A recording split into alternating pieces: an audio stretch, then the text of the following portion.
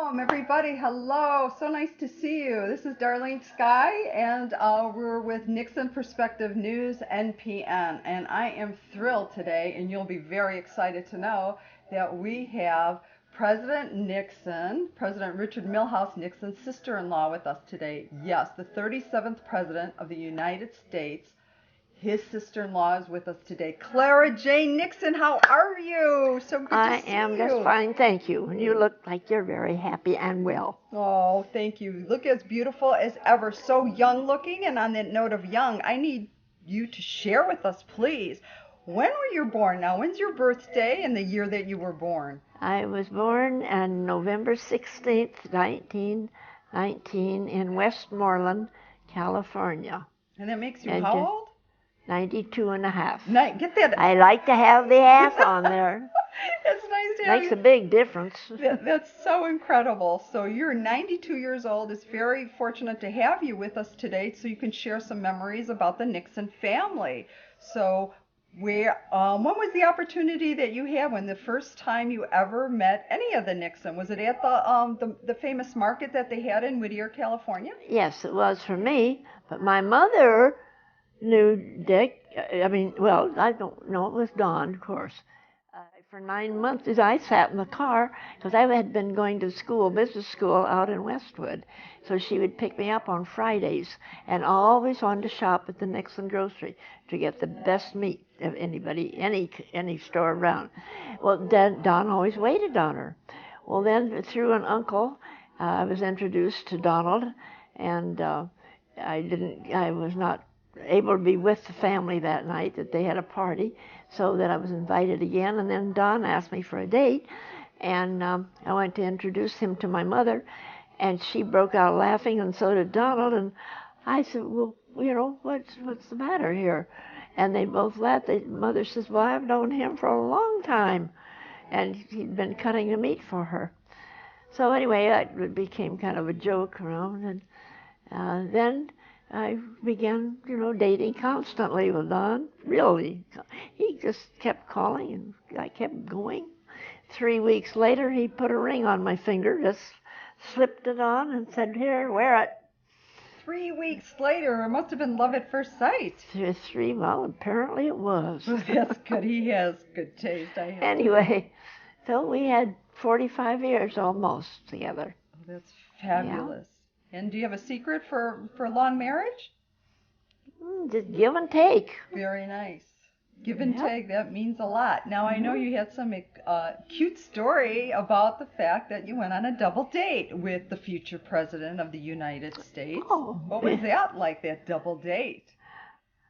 Well, I knew we were going on a picnic, and I asked if I could please help and take something, and knowing that we had chickens in the backyard, Don said, well, how about, we want to boil some eggs for us? And I said, well, sure. Mother wasn't home to let me know how long you boiled an egg, and so I just put them in hot water, and after a bit took them out.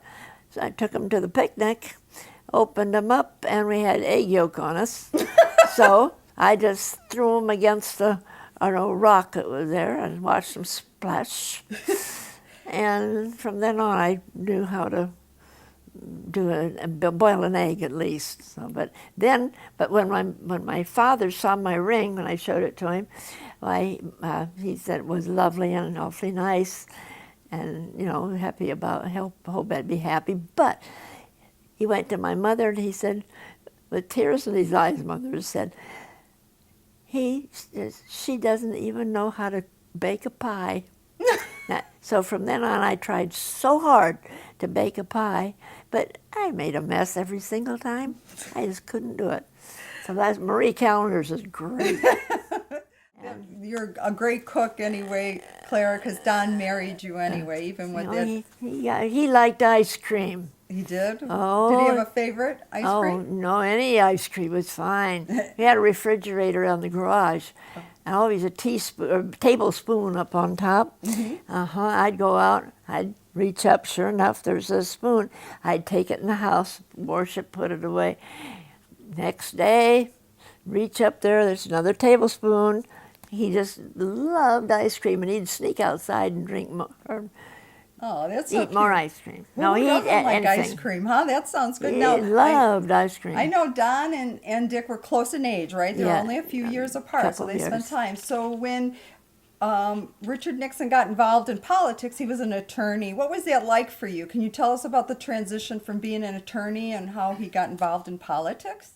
That you were sitting in Oh, the, I was you had your daughter in the car. from the grocery store, get the car filled up, and on the car radio something was brought up, Nixon, and a Congress and all, and that didn't make sense to me. I couldn't put it together, so I immediately drove across the street to the store, went in to Don, and I said, "What is this about Dick and Congress and Washington D.C. and all?" He said he didn't know either. He just heard somebody had told him about it, and so of course we did find out. But boy, during campaigns, I wish during a senatorial campaign, he stayed with us, and right when it broke out that he was going to run, why the reporters ganged up on our lawn, and I would give anything if I'd had a count of the the cans that were cold juices that Don kept bringing from the store for the reporters. It was a hot day. Oh, that was And thoughtful. we just didn't know which way to turn. We weren't used to that sort of stuff, you know. Very, very interesting, and how those days have changed since then about Oh, campaigning and yeah. things like that. No, we didn't. It didn't strike us until later, and really a few Did you years later. campaign? I didn't really I passed out buttons and that kind of thing. Well, that's I'm nice. not a, That's again. helpful. Buttons are helpful in campaigning. I know Hannah Nixon was a wonderful mother-in-law, and you did some fun things together. Can you share us some memories of Hannah Nixon, President Nixon's mother? Well, I can just tell you, she was a very kindly lady, helpful, generous, and was such a great friend to everybody. She was a good woman, worked hard, and was appreciated by everyone. The whole family loved her. And of course, Frank Nixon, the wonderful father of all the Nixon Yeah, boys. he was a hard worker. He really And was. would you say he was more involved in politics? That maybe Oh, helped? definitely interested. Oh, yes. Yeah, the story goes that because that Frank Nixon was such a strong Republican and just really just wallop people with the conversation on the Republicans and how they were the only ones, to be running the country, And that Don decided he better register being in business as a Democrat so that maybe they get half and half, Well, that didn't last too long either, so. That's great. Anyway, Such an we incredible tried. story. Just Clara, little- I have to congratulate and share with our viewers something really very exciting that maybe some of them don't know. We have a wonderful presidential museum in Yorba Linda, California. That's Richard Nixon's Presidential Library and Museum, which has the birthplace. Yes, viewers, I can tell you it is the original house that President Nixon was born in. Now, there were 5 Nixon boys.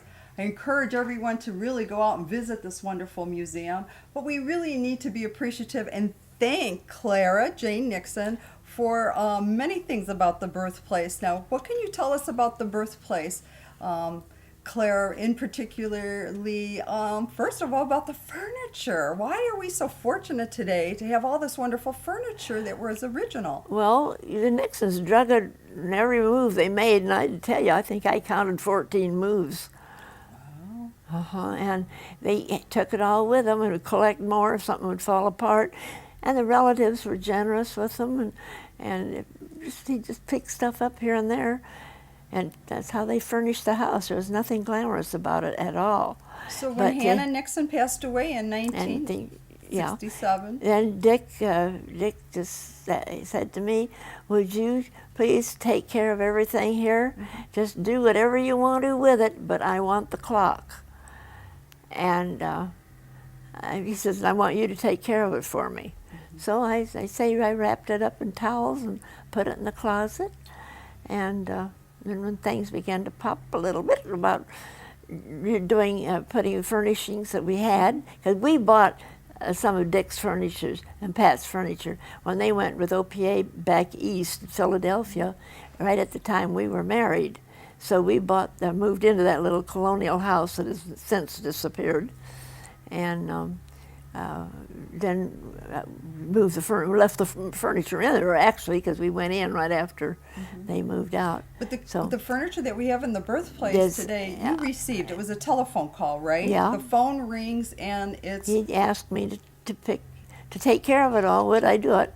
I said, well, sure. Let me know anything you want. He said, well, I give you the responsibility to take care of it all, except I want the clock and you to take care of it. And that's all there was to it. That was sweet. And why didn't the Pat and Richard Nixon take care of it themselves? It's Well, because they moved away. They moved to Philadelphia. And how could they have done it? And they wouldn't have wanted it anyway. That's it was true. all and old. Such a lovely house. So Richard Nixon was born. There were 5 Nixon boys.